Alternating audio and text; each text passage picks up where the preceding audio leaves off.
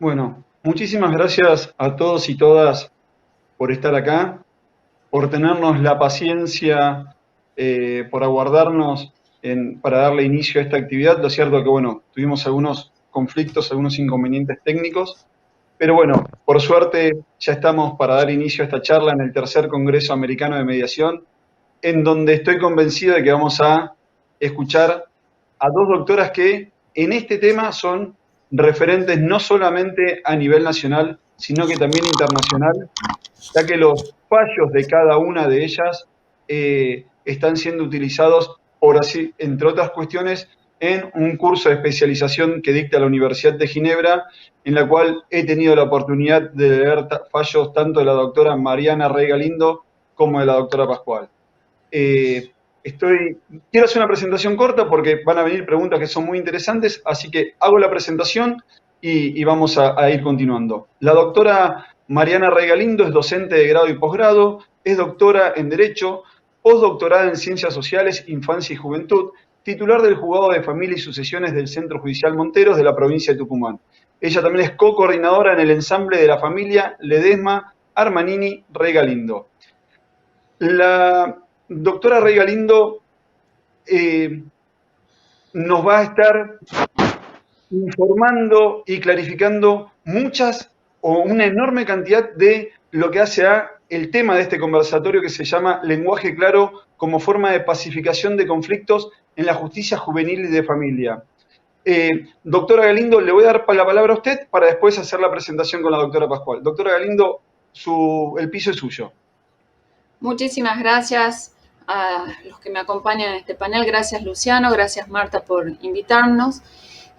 También a los que están ahí detrás de cámara, los que no tengo el gusto de poder ver, pero seguramente los voy a poder escuchar y poder participar e interactuar con ustedes, a los organizadores de este congreso y a Francisco por la amabilidad en tratar de que se corrijan las cuestiones técnicas que lamentablemente no hemos podido resolver. Así que, bueno, hablando de esto, del lenguaje claro, lo que yo les propongo en estos próximos 20 minutos es hacer una aproximación en las nociones de lengua, lenguaje y expresión escrita, que no son sinónimos entre ellas, vale la pena distinguirlas, y vamos a hacer hincapié en el lenguaje como creación y expresión del pensamiento jurídico y no jurídico también. Decía Octavio Paz, este ensayista mexicano, que el lenguaje es un dique contra el caos innominado.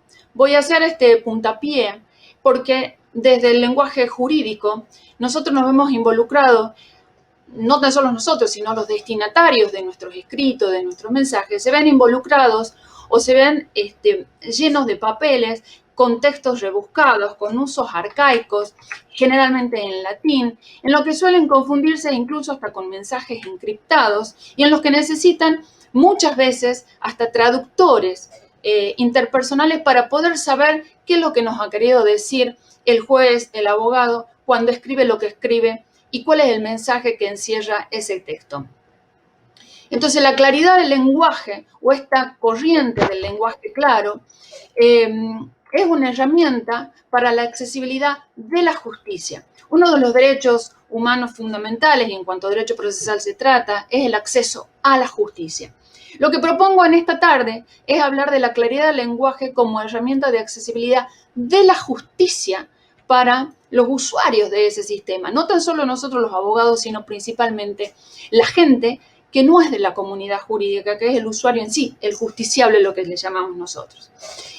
Este lenguaje claro o estas corrientes también tienen rasgos característicos, que son la objetividad, claridad y precisión. También propongo en esta tarde hacer un paralelismo entre el arte, la ciencia y el derecho, en un exquisito punto de convergencia entre estas tres áreas, como expresión misma del ser humano. Dirán ustedes que tienen que ver el arte y el derecho. Pues a mí me encanta y lo traigo para compartir y disfrutar también con ustedes. De esto vengo de la mano de Borges, cuando él refiriéndose en el poema El Golden, refiriéndose a Sócrates, decía: si como afirma el griego en el crátilo, el nombre es arquetipo de la cosa en las letras de la rosa está la rosa y en todo el Nilo está la palabra Nilo, quisiera expresar con esto que la palabra escrita es una exquisitez y nosotros los abogados tenemos que hacer uso de esa exquisitez, pero con un lenguaje claro, diferenciado, sencillo y preciso. Manuel Gallego Morel, también otro procesalista de renombre de la UNED, decía en un escrito que tiene él entre la relación, en relación entre el arte y el derecho, nos decía, es posible imaginar, pues, que el derecho tiene su poesía, su belleza, su arte, su lenguaje, y que el arte o la poesía tiene su derecho, su justicia, su orden, su ley. A lo que sumo yo a esto, que el jurista es a la ley lo que el artista es a su obra. Entonces, retomando estos conceptos de la lengua, el lenguaje y la expresión, la lengua no es más que nuestro espejo de identidad. Es la base de construcción y expresión de la cultura de los usuarios. Es la identidad que aquellos usuarios que fabrican está ligada a la palabra, y estas palabras son códigos especiales que usamos quienes, valga la redundancia, hacemos uso de esta lengua, de estos códigos, para poder formar nuestro proceso identitario, nuestra misma identidad. Códigos específicos que se pueden manifestar en idiomas, en dialectos, en señas. Y la lengua es algo vivo como el ser humano. Cambia y se modifica según el usuario. No es lo mismo la lengua que usan en el norte de América que en el sur de América. Tampoco es la misma lengua en el lenguaje de señas que usan determinados usuarios en diferentes regiones de nuestro país. Cambian los códigos porque la lengua está viva como el mismo ser humano. El lenguaje, en cambio, es la creación que hace del ser humano, es la captación del pensamiento, la acción y el sentimiento a través de las épocas. Puede representar simbólicamente la realidad a través de ese lenguaje. Es el medio para expresarse y el ser humano se comunica, utiliza códigos en esas comunicaciones. A su vez, esta comunicación tiene diferentes elementos, ¿no? La comunicación puede ser verbal y no verbal, lo que es lingüístico y no lingüístico, lo gestual. En la tarde de hoy nosotros nos vamos a abocar a la expresión escrita como elemento de ese lenguaje. Y la palabra escrita implica mayores exigencias en términos de redacción y de estilo, porque la escritura puede afinar los mensajes, nos da la posibilidad de estructurar el contenido y evitar confusiones respecto del significado. El lenguaje y esta expresión es un vehículo para la comunicación. En estas cuestiones de lengua y lenguaje, también podemos diferenciar los textos y los discursos, sin perjuicio de que esto sea hablado o escrito. Hay discursos en lenguaje culto, hay discursos en lenguaje familiar, hay textos científicos, hay otros textos poéticos. Y en estas diferenciaciones de lo que es la expresión, en particular la expresión escrita, me permito también distinguir, hacer una subdistinción entre lo que es el texto científico jurídico, que está abocado a esto que tenemos nosotros ahora en estos foros, en nuestras conversaciones jurídicas, donde nosotros nos podemos entender en la misma elegancia y especificidad de nuestro lenguaje. Pero hay otros textos jurídicos, que son las sentencias, que tienen un destinatario particular, quizás no sea un destinatario del mismo mundo académico nuestro o del mismo mundo jurídico, pero también involucra a esos destinatarios porque también tenemos los abogados que leen nuestros textos jurídicos. Entonces, la propuesta es tener textos con lenguajes claros, precisos, sencillos, que puedan ser leídos por nuestros destinatarios, por doña Rosa, por un niño, y comprender lo que un juez o un abogado quiere decir, y también puede ser leído este texto jurídico dirigido a la ciudadanía por el abogado para poder ser apelado, recurrido, si no estuviera de acuerdo. La propuesta que les hago en esta tarde, habiendo diferenciado lo que es la lengua, el lenguaje, es una propuesta de valor, relevante, diferente, creíble, en donde usemos un lenguaje o tengamos en cuenta la corriente del lenguaje claro, sencillo y preciso para poder romper barreras, generar confianza, promover seguridad y garantizar el derecho a entender de nuestros destinatarios, de nuestros clientes o a quienes nosotros nos dirigimos.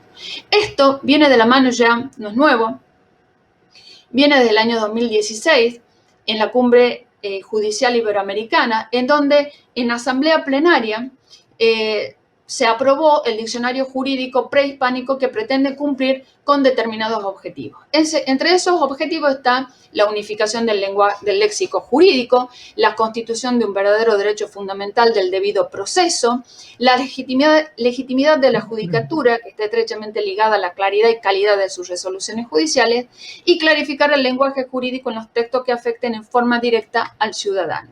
En Argentina tenemos la guía SAIC como lenguaje claro y recientemente la Real Academia Española, junto con la justicia en aquel país, en España, promueven modernizar el lenguaje jurídico con el lenguaje claro.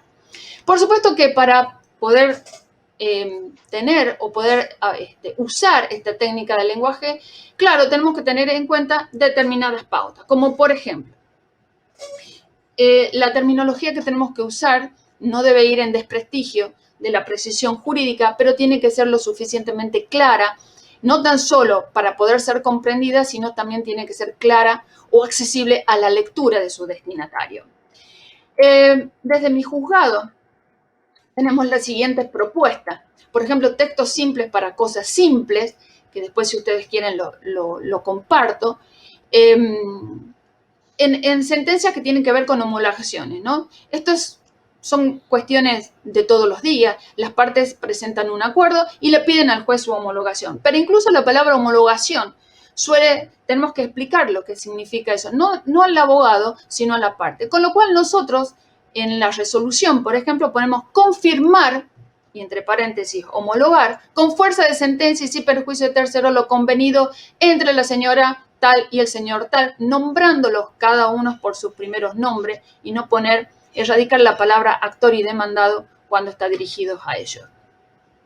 Sentencias con temas muy complejos, como por ejemplo la comunicación, el pedido de comunicación de un padre con 3 hijos adolescentes, los cuales la hija mujer prefería postergar o no vincularse con su papá por determinadas circunstancias atravesadas en su vida. En cambio, los adolescentes varones sí. Entonces, en esa sentencia, poder destinarle un texto a cada uno de estos destinatarios, ¿no? A Priscila, que era la de 15 años, y decirle que habíamos tomado en cuenta su opinión y poder escribirle a ella en esta sentencia diciéndole cómo habíamos llegado a la decisión y habíamos explicado esto a su papá, diciendo que en este momento ella no estaba en condiciones de retomar el contacto.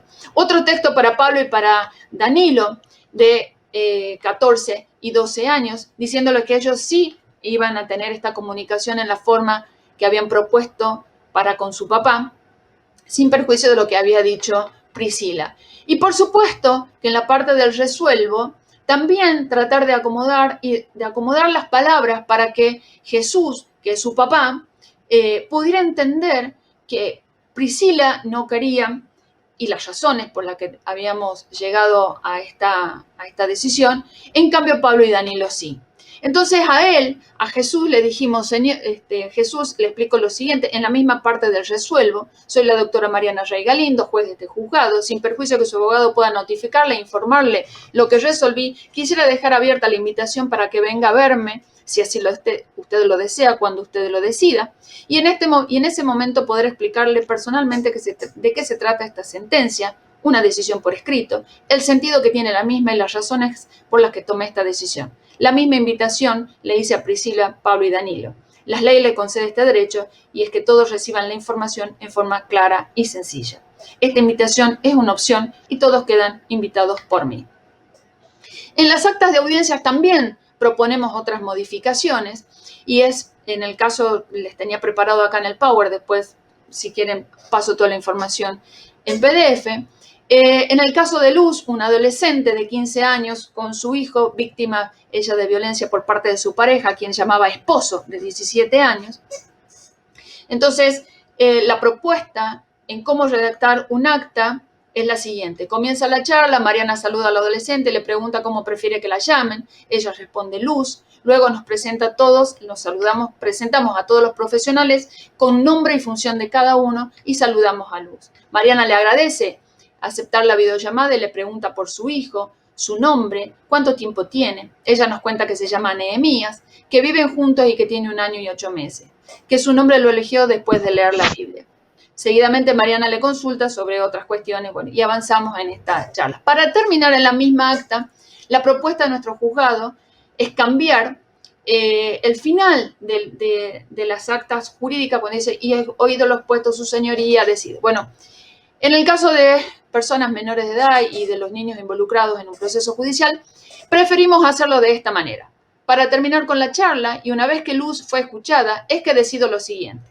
Primero, darle las gracias a Luz por su participación en este proceso. Gracias por permitir que llamemos al número que nos proporcionaron y tomemos contacto, esta audiencia, por WhatsApp. Valoro que haya expresado su opinión en este juicio y nos diga qué es lo importante para vos. 2. Informar a Luz que el juzgado estará siempre disponible a través de los mismos medios, presenciales o virtuales, para cuando considere que necesite volver a ser escuchada o tenga algo que manifestar, que ese es un derecho previsto en la ley, que está escrito en un texto que se llama Convención de los Derechos del Niño y en el texto del Código Civil y Comercial. También tenemos propuestas para las notificaciones para las personas con discapacidad y es la siguiente. Tener una notificación adecuada y adecuado el lenguaje y que sean leídas por el oficial notificador. En este caso que les presentaba acá, que no puedo mostrar, sin perjuicio de ello puedo después mandarlo, es a una persona que se pedía la restricción de capacidad y se la trata de la siguiente manera en los textos. Cristina, me llamo Mariana Rey Galindo y soy jueza de familia. La invito a mi oficina, que está en el Poder Judicial de Monteros, para que podamos conocernos y charlar de sus cosas y preocupaciones que me fueron informadas aquí en este juzgado. Me gustaría escucharla y conocer su opinión. La espero el día 20 de agosto a las 9 de la mañana. Usted puede venir acompañada por quien usted desee, incluso poder designar un abogado particular o público que la represente si así lo quiere. Personal. Y hay un texto abajo que dice, el funcionario a cargo de la notificación deberá dar lectura a la persona destinataria, respetando el texto que antecede y verificando su comprensión en la medida de lo posible. En otra oportunidad, en donde tuvimos que resolver la delegación de la delegación de la responsabilidad parental de 2 papás a 2 tíos de sus hijas menores de edad para que fueran a vivir a Brasil como consecuencia de la pandemia y de que ellos no podían seguir manteniendo a sus hijas acá. Estos tíos de Brasil, el tío era el padrino, tenían la posibilidad de hacerlas estudiar a las niñas allá. Entonces, este tío es tucumano, habla en español, pero la tía Kelly no. Sin embargo, estuvo en la audiencia y tuvo la amabilidad a través de la videollamada de mostrarnos el lugar donde se iban a alojar las chicas. Con lo cual la sentencia, nosotros dispusimos hacerla en los 2 textos, tanto en español como un texto o un párrafo, cuanto menos, en portugués, por la disponibilidad y la disposición y por respeto a esta tía Kelly, que también había participado en la audiencia. De hecho, está escrita así. Yo había anticipado esto en la audiencia y me permití decirle que en nombre del Estado argentino agradecíamos la disposición de ella para garantizar los derechos fundamentales de las niñas que iban a ser alojadas, ciudadanas argentinas que iban a ser alojadas en su casa. En otro caso, por ejemplo, en el caso de Julián, un niño de 10 años, que pide formalmente heredar su genealogía, la mamá inicia un juicio de filiación junto con el abuelo después de un ADN, y para poder ser reconocido, su papá había muerto y en la relación de su mamá y de su papá no era de un matrimonio. Y cuando entrevistamos a Julián, lo que él me decía era que quería llevar el apellido de su abuelo, con quien se había relacionado desde temprana edad. Ese abuelo lo había acompañado en el crecimiento, le había regalado su mascota que se llamaba Rocky, y esa mascota hoy tiene 9 años, Julián tiene 10. Cuando nosotros le preguntamos a Julián por qué había decidido esto, él decía, porque también acompañado la decisión de su madre, me dijo que no, que en realidad era la decisión de él y que la madre lo acompañaba y que habían buscado a un abogado, que él ahora sí tenía abogado, y que lo que él quería escribir era el apellido de su abuelo, y me repetía, ¿no? G.A. Yo quiero escribir mi apellido como el de mi abuelo. Y en realidad cuando le preguntamos a Julián qué explicaría o cómo lo explicaría en el colegio, si a él lo conocían por un apellido y ahora tuviera otro apellido, él me dice que en realidad es el apellido de mi abuelo que siempre me va a buscar, que es igual que el de mi papá, entonces no tendría que explicarles nada. Esa fue una respuesta genial y así quedó plasmada en el acta. Para ir cerrando y a modo de conclusión, un texto jurídico dirigido a una persona involucrada en un conflicto, un texto jurídico claro, sencillo, preciso, garantiza la accesibilidad de la justicia, el derecho a estar informado, el derecho a comprender, el derecho a estar comprendido en esa sentencia o en ese texto, el deber del operador del sistema a expresar el mensaje de forma directa a su destinatario, a que la manda o compromiso que está en un pacto o está en una sentencia se cumpla y que se garantice el debido proceso legal. Trayendo a lo que decía Octavio Paz, es que la ley, por mando o por consenso privado, opere como ordenador, pacificador y evite un caos innominado. Todo esto que parecía ser de una línea poética no es más que la garantía de los derechos fundamentales, procesales, que están en el Pacto de San José de Costa Rica, en la Convención de los Derechos del Niño, en la Convención Americana de las Personas con discapacidad, de adulto mayor, las 100 reglas de Brasilia y un sinfín. Y para cerrar, también vengo de la mano de Borges y expresando lo que él ha escrito en Borges Oral en 1979 y decía así: si leemos algo con dificultad, el autor habrá fracasado. Muchísimas gracias. Muchísimas gracias, doctora Rey Galindo. Y la verdad es que me quedo con este final de Borges que usted nos trae en el... Si leemos algo con dificultad es porque el autor ha fracasado. Y la verdad que es muy cierto, y más aún cuando en cuestión hay un niño, niña o adolescente, ¿no? Que nosotros tenemos que tratar de ponernos en un plano de igualdad para poder establecer un vínculo y un diálogo de ida y vuelta. No había escuchado nunca esto de Borges, me parece que entra muy bien en esta exposición y ya estoy recibiendo preguntas, así que después le voy a hacer un par de preguntas, que hay mucho de la práctica diaria, consejos que creo que puede ser muy, muy útil para nosotros. Doctora Rey Galindo, un placer haberla escuchado. Vamos a continuar con la doctora Marta Pascual. Ella es jueza penal juvenil en el departamento de Lomas de Zamora, de la provincia de Buenos Aires. También es presidenta de la Asociación Internacional de Magistrados de la Juventud y la Familia. Es docente de grado y de posgrado. Doctora Pascual, estamos muy atentos para escucharlo a usted. Su momento.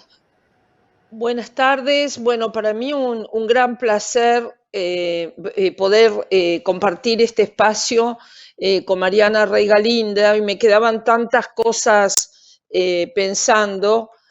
Bueno, y primero, como hoy estamos borgianos, decirles que yo soy de la provincia de Buenos Aires, de la zona del sur, del conurbano, y que Borges decía, no soy un especialista en Borges, que él tenía 3 ciudades, y una de ellas era Adrogué, donde yo vivo y he estado siempre, por su olor a eucaliptus. Acá tenemos, los invitamos a todos, un museo, y yo recuerdo de pequeña salir a mi casa y verlo a Borges frente a la plaza, tocando ya ciego las estatuas, y María Kodama explicándole el significado.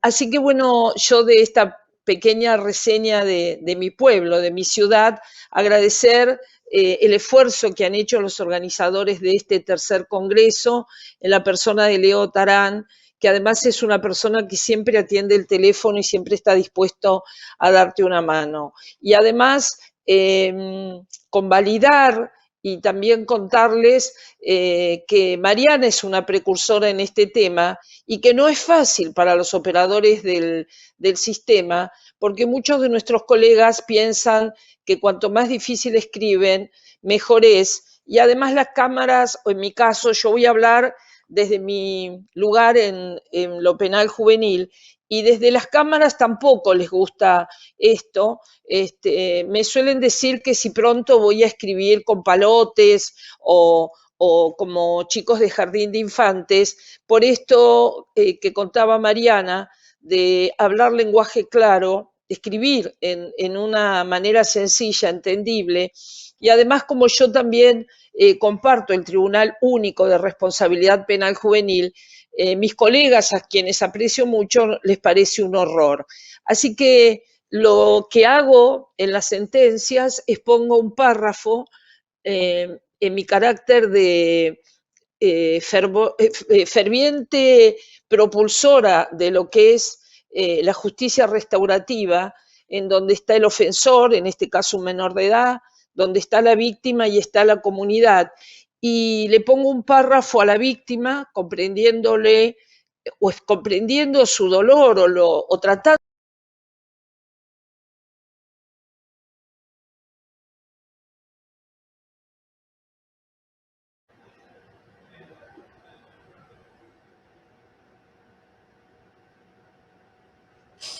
Acabamos de perder a la doctora Pascual. Sí, sí.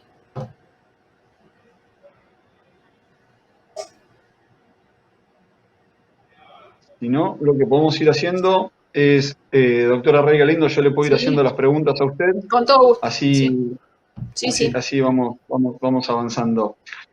Una de las preguntas que fue llegando es, doctora Rey Galindo, desde su práctica diaria, ¿qué consejo nos puede dar para la invitación o cómo manejar a las partes? Esa es una, y continuada dice, ¿y si hay participación de gabinetes interdisciplinarios? Bien. Sí, tengo para la invitación a las audiencias, tengo unos formatos en lenguaje claro.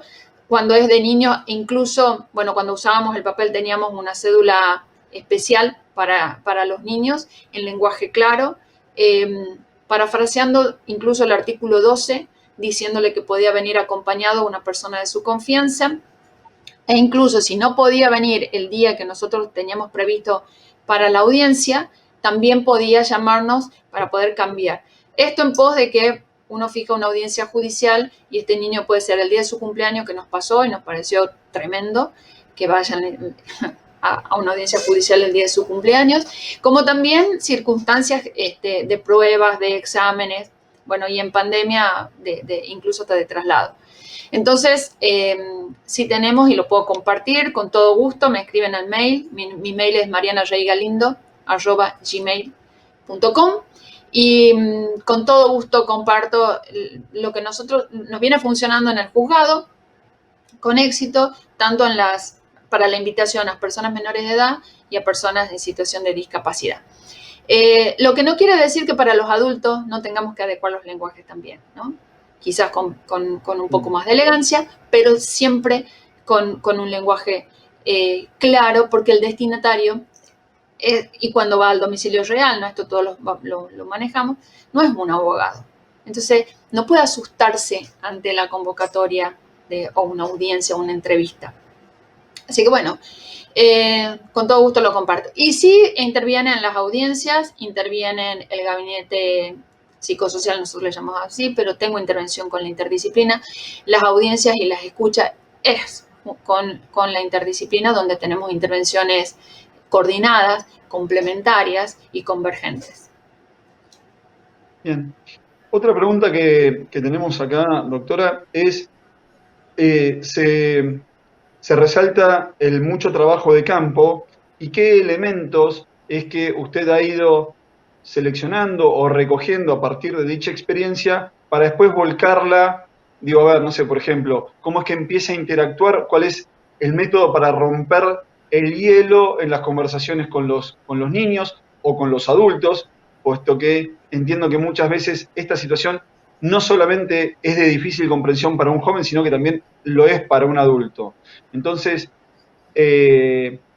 imagino que de la experiencia diaria, tal vez, no sé, por ejemplo, en mi experiencia particular, yo uso mucho los ejemplos con fútbol, ¿no? Digo, ¿hay alguna experiencia que ustedes tengan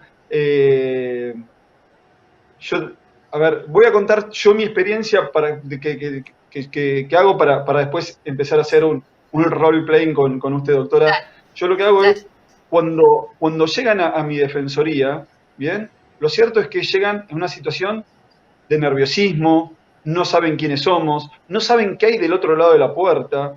De golpe están en el Poder Judicial hablando con una persona que en su espalda tiene dos banderas, un escritorio, vestido de saco y corbata. Hay todo un formalismo que creo que a la gente la pichona bastante. Bueno, ahí volvió la doctora Pascual, termino de contar esto y nos vamos, o le damos de vuelta la palabra a la doctora. Y un elemento que yo uso mucho para romper la escena con los niños es, en mi primer cajón tengo una caja de turrones. Entonces, por el nombre le digo, Francisco, ¿cómo estás? ¿De qué cuadro sos? Y le ofrezco un turrón y yo me como un turrón. Entonces, de esa forma uno va haciendo más amistoso el contacto Bueno, y qué otro. sé yo. Después te cuento mi experiencia. Tengo la palabra a Marta. Dale, Dale. vamos. Doctora Pascual, vamos a continuar con su exposición. Nos habíamos adentrado un poquito con la doctora Regalindo. Le escuchamos, doctora. Yo no los veo, así que estoy como en las tinieblas.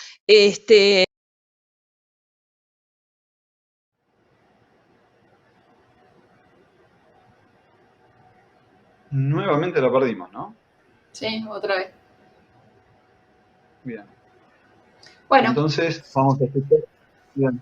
Vamos a bueno, escuchar la entonces experiencia de la doctora Regalindo. ahí te cuento mi experiencia. Vos bien has dicho, Dale. mi despacho no tiene banderas, no tiene nada. De hecho, la saqué, le pedí que la sacaran porque parecía como la dirección de un colegio. Entonces, ahí está, de vuelta. Con lo cual, es un despacho poco convencional y las audiencias pueden o no ser tomadas ahí.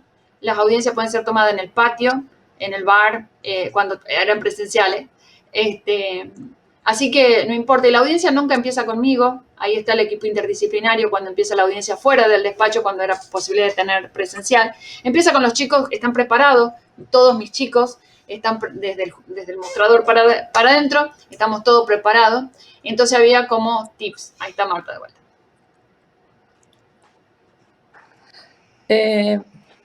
¿Ustedes me escuchan? No sé, dicen que es problema mío el que estoy teniendo. Bien. Nosotros la escuchamos, doctora. Perfecto. Bueno, en esta agitada charla, yo les decía que lo estoy haciendo ahora desde mi teléfono. Yo les decía que la importancia que tiene tanto para el imputado como para la víctima, como para la comunidad, poder entender qué es lo que significa, qué es lo que ha significado el juicio. Bien explicaba Mariana de la importancia que tiene esta nueva forma que tiene que ver con el acceso a la justicia de los ciudadanos. A principios de 1918, en mi provincia, la de Buenos Aires, donde vive una alta proporción de la población, se hizo una encuesta de 150 personas dentro de un programa que se llamó El Estado en tu barrio. Y las conclusiones fueron que el 81,33%, miren qué porcentaje tan alto, dijo que cuando había tenido que ir a los juzgados, nunca o muy pocas veces comprendió lo que le dijeron en las mesas de entradas o cómo le explicaron cómo iba su proceso. Y en cuanto a los operadores del sistema, un 81% de la gente dijo que era lo que le habían dicho cuando fue a hacer un trámite. Por eso en mi juzgado, en la mesa de entrada, tienen una consigna que tiene que ver con explicarle a la gente en este lenguaje sencillo que tanto les cuesta. Y yo lo veo también, acá tenemos un defensor, en mi caso en defensores fiscales, que tienen ya adaptada una forma de hablar que le cuesta hablar como le hablan a sus hijos o a sus vecinos. Es decir, dice, está en autos, ocurra por donde corresponde y la gente no tiene mucha idea de cómo hacer. Y sobre todo, por ejemplo, en mi provincia de Buenos Aires, en donde las oficinas están descentralizadas y le dicen, vaya a la UFI 4, vaya al equipo interdisciplinario, y la gente no puede entender. ¿Qué significa este lenguaje claro? Y Mariana lo dijo bastante. Es que la gente tiene el derecho a entender y ejercer el derecho, es decir, su derecho a ser escuchada y poder tener acceso a la justicia, y que los documentos estén hechos sin ambigüedad, y que eviten la incertidumbre. Esto llevó a que haya una valoración negativa de los operadores de justicia, que dicen que estamos impregnados por el barroquismo y por la oscuridad del lenguaje jurídico. Muchos compañeros míos de otros tribunales están jugando una especie de torneo a ver quién escribe difícil. Y yo, que me jacto de ser una persona que conozco bastante el lenguaje, hay veces que encuentro términos que necesito usar el diccionario. Como esta charla quedó desordenada de mi parte, porque no puedo seguir mi power, yo había traído un caso que tuvimos últimamente, y yo les decía al principio que yo soy una ferviente defensora de lo que es la justicia restaurativa, es decir, como también decía Mariano, que la gente entienda y tratar de llegar a acuerdos o entendimientos, porque es lo más importante. Y también que la comunidad entienda qué es lo que sucede, y esto tiene que ver con explicarles lo que pasó, porque muchas veces en los casos complicados la prensa ya juzgó, o pasa que en la mesa familiar a uno le preguntan ciertas cosas que dan por cierto, y que solo lo hizo la prensa amarillista. En mi caso, esto lo veo muy seguido en aquellos casos en que los menores cometen un delito, o hay problemas serios en las escuelas, que la gente viene a la puerta de mi juzgado a pedirle que los encierre. Yo les cuento muy brevemente un caso que tuvo que ver con dos grupos de escuelas diferentes que se estaban peleando. Había en el medio una cuestión con una chica, un exnovio y un nuevo chico que quería comenzar a noviar con esa chica de otro colegio, y que la escalada de violencia fue subiendo. Al final deciden dirimir este conflicto en la plaza del lugar. Estoy hablando de un caso de una escuela de clase media, y el chico que termina siendo el imputado en mi juzgado, como era más debilucho, de baja contextura, el otro era un jugador de fútbol fuerte, no tuvo mejor idea que, acompañado por sus compañeros, ponerse una manopla. Con tan mala suerte que le da un golpe al chico, y la víctima pierde el ojo. Bueno, fue realmente muy complicado, nadie estaba conforme, y con el tiempo la víctima fue entendiendo, más allá de haber perdido, o sea, él pierde la visión, pero no pierde el globo ocular. Y él siempre me decía, en las operaciones que tenía, que él no quería que le quede su cavidad blanca, y que con un solo ojo podía vivir. La mamá de la víctima la teníamos todo el día en el juzgado desconforme, y había un serio conflicto familiar en la familia del imputado, que cuando llega la causa, tentativa de homicidio y con agravantes, yo me imaginé un hecho de una gravedad terrible, y lo que había habido era muy mal manejo por parte de los adultos, es decir, conflictos familiares que los habían dirimido en esta pelea de adolescentes. Y como decía Mariana también en alguno de sus casos, ahí encontramos un abuelo que nos ayudó a componer la situación. Yo en esa sentencia complicada, con mucho manejo de la prensa, y donde el chico, alentado por su padre, que le decía que no importa las citaciones de la justicia, cada vez que venía una citación la rompía y a último momento, cuando el juez de garantías decide irlo a buscar por la fuerza pública, el padre le saca un pasaje y lo manda a otra provincia, con lo cual el juez de garantías lo va a buscar, lo trae, y como había eludido a la acción de la justicia, lo encierra en un lugar, con tal mala suerte que su compañero de dormitorio prende un colchón esa noche y el chico, el imputado, queda en grave estado en el hospital. Un serio conflicto familiar donde desde la justicia era difícil poder entender y que se viera todo lo que había pasado y había una pugna de justicia, donde también se ve qué mal operaron los efectores que tenían que ver con la escuela, con las escuelas y con la comunidad. Por eso yo en la sentencia quiero leerles el párrafo que le puse al joven víctima, este chico que estaba imputado de un homicidio, que además casi pierde su vida por la inhalación de anhídrido de carbónico por el incendio del colchón, y que yo le digo, antes de culminar en mi sentencia, la presente sentencia, quiero hacerle llegar unas palabras a Jonathan, víctima de este proceso, a quien le digo que pude entender el dolor y el miedo que le ha tocado padecer, que digo que admiro la forma en que está intentando superar las dificultades que le trajo la lesión y su capacidad. Estoy leyendo el párrafo del chico víctima que perdió el ojo el 50%.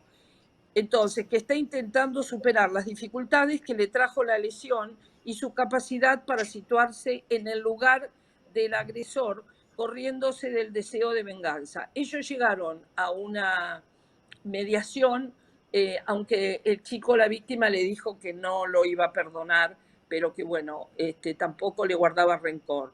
Y le digo, muchas víctimas, Jonathan, no lo pueden lograr, y ello no es reprochable. Creo que vos nos diste un ejemplo de vida sobre el cual hemos de reflexionar y aprender, por lo cual tu familia, compañeros de escuela y vecinos han de estar orgullosos. Concluyo así que la pena resulta necesaria, aunque a tu familia y a principio a vos te parecía de poco monto, y la modalidad en que ha de cumplirse porque el chico estuvo con arresto domiciliario. Quiero decir que en las sentencias penales tan difíciles, lo que tratamos de hacer ahora es de poner un párrafo en un lenguaje sencillo, que por supuesto cuando es revisada no se entiende, tanto para el agresor como para la víctima, y también tratar de que la comunidad, en este caso el barrio, que también estaba convulsionado, lo puedan entender. Y esto no es un modernismo o es querer ser diferentes, sino que es cumplir con el derecho internacional de los derechos humanos, que tienen que ver con poder escuchar a las partes, o que los procesos sean comprensibles y que el común, el ciudadano de pie, pueda acceder a la justicia. Yo estoy a su disposición para las preguntas que quieran hacerme. Muchísimas gracias, doctora Pascual. Ahora, acá ya tengo algunas preguntas para hacerle que me han ido llegando. Sí, Francisco. No. Bien. Pero terminamos una cuestión con la doctora Rey Galindo y ahora, doctora Pascual, le hago unas preguntas. Doctora Rey Galindo, usted nos quedó en que nos iba a tirar unos tips. Sí. Y me gustaría escucharlos. Perfecto. En cuanto a las audiencias, mi despacho está preparado de modo tal que también se desdibuje esa formalidad a la que estamos acostumbrados los abogados, con lo cual esto que decías vos, las banderas no están. Al contrario, hay una pizarra de esas de pared, de las que usan en las escuelas, que también es un recurso que utilizábamos cuando era presencial, por esto, ¿no?, de que la expresión puede ser escrita, no escrita, y lo gestual, lo lingüístico, bueno, de muchísimas formas. Las personas, incluso hasta las personas con discapacidad, podían expresar lo que sintieran en esa pizarra. Eso fue uno de los recursos. La audiencia no empieza en un despacho, puede empezar en un patio, terminar en un patio también. Nos ha ocurrido de tomar audiencia en esas condiciones. De hecho, en una sentencia En la sentencia Juli, que es de la triple filiación, la que se traslada hasta el lugar donde están los niños soy yo, porque ellos no pueden venir, no pueden, cuando digo bajar es de los cerros de acá de Tucumán, en donde hay la barrera es la geografía. Entonces, la audiencia no la puedo tomar en mi despacho, soy yo la que me tengo que adecuar, así dice también la Convención de los Derechos del Niño, y la audiencia se toma en el lugar donde están ellos. Para las personas con discapacidad igual. Eso ya es un lenguaje, un mensaje claro, una adaptación procesal, si se quiere. En cuanto al lenguaje, a la expresión escrita, a lo lingüístico, la gente de mi tanto quienes hablan de mi parte como la gente de mis juzgados, relatores, funcionarios y demás, tomamos clases hace 2 años de lo que es la lingüística, la gramática, expresión escrita, con docentes de la carrera de periodismo, para poder escribir. Ahí supimos que no sabíamos escribir, por ejemplo. Los abogados creemos que escribimos bien y en realidad deformamos el idioma tremendamente porque no sabemos usar la coma, el punto y coma, los 2 puntos, bueno, y un sinfinidad de cosas. Entonces, sí tomamos clases hace 2 años con profesores, no es de casualidad, no somos unos avesados, lo quiero dejar muy bien sentado. Mi juzgado toma clases con profesores, además de tomar clases de derecho y prepararse porque están concursando, tomamos clases de gramática para poder escribir bien y expresarnos correctamente y que el mensaje a nuestro destinatario llegue en la forma que, cuanto menos yo, quiero expresarme. Esos son los tips. Muchísimas gracias. Muchísimas gracias, doctora Rey Galindo. Doctora Pascual, si nos puede en 2 palabras, porque ya tenemos que cerrar, ya me informaron que necesitamos ir cerrando y quiero agradecer a la Fundación Mediar, a ONU Mujeres, a toda la gente que organizó este congreso la posibilidad de participar. ¿Cómo es este párrafo sencillo que usted nos mencionó? ¿Cómo es que es receptado por las partes? Si nos puede mencionar en 2, 3 palabras y le damos cierre a esta actividad. Bueno, una de las cuestiones es que cuando yo también soy juez de ejecución y hablo con los chicos y les pregunto qué entendieron del proceso, me dicen que no entendieron. Es decir, que son actores, están ahí pero no entienden nada. Incluso, perdón, pero hay una película, un video, en que un grupo de jueces hizo un role-play viendo chicos que habían sido participado en un proceso y que habían entendido. Y los chicos, algunos tenían, hablaban otros idiomas, otros dialectos, y bueno, los jueces dijeron no habían entendido nada. Y eso le dicen los chicos, eso es lo que nos pasa a nosotros cuando estamos en los juzgados. Esto no es fácil, o sea, esto es un trabajo, porque cuando hay una agresión y un agredido no es fácil, pero siempre es posible, y trabajando con un equipo interdisciplinario, poder acercar las partes que puedan comprender y a partir de eso, que puedan a partir del dolor dejar de lado el resentimiento, pero reiniciar o reencauzar un proceso diferente. Y también está la comunidad, que también merece una respuesta y también tiene que saber en forma clara cuál fue el desarrollo del proceso y a la resolución que llegamos y por qué de una manera sencilla. Porque muchas veces es la prensa la que condena o la que habla y no nosotros tenemos que dejar de lado ese viejo adagio de que hablamos por nuestras sentencias. Tenemos que saber comunicar nuestro trabajo y nuestras decisiones. Perfecto, muy, muy claro, doctora Pascual. Muchísimas gracias, doctora Pascual. Muchísimas gracias, doctora Mariana Rey Galindo. Damos por finalizado esta charla de el lenguaje claro como forma de pacificación de conflictos en la justicia juvenil y de familia. Muchísimas gracias a todos. Se pueden poner en contacto con la doctora Mariana Rey Galindo o después dejamos nuestros mails para cualquier duda. Muchas gracias a todos y un placer haberlos escuchado a ustedes dos. Muchísimas gracias, doctora. Gracias, Luciano. Gracias, Marta. Un placer compartir con ustedes. Hasta luego.